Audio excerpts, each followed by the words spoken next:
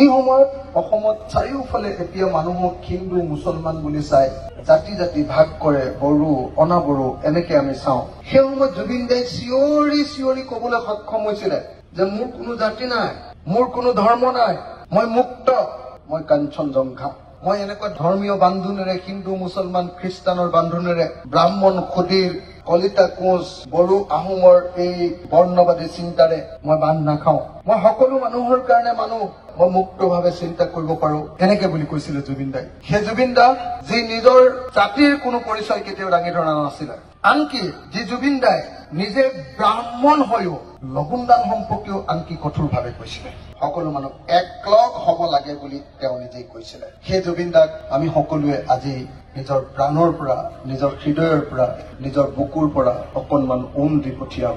আমি 1 মিনিট সময় সকলোৱে শোক প্ৰকাশ কৰিম।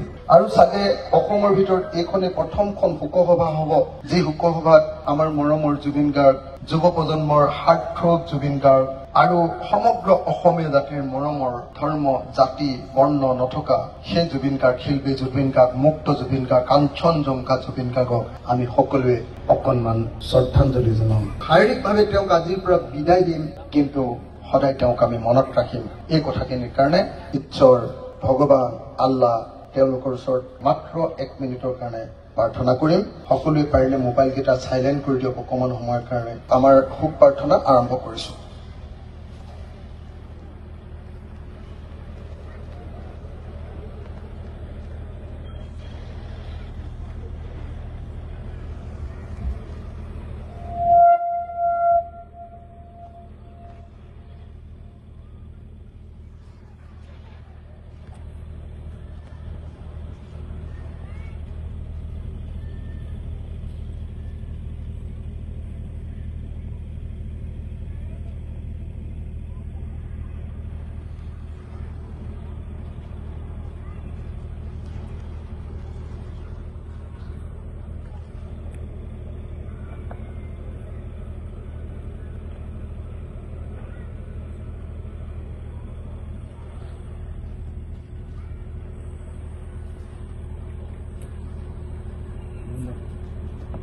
ধন্যবাদ। জুবিন দা, আপুনি গুচি যাব নোৱাৰে। আপুনি যদি গুচিও যায়, আমি আপোনাক সদায় মনত ৰাখিম।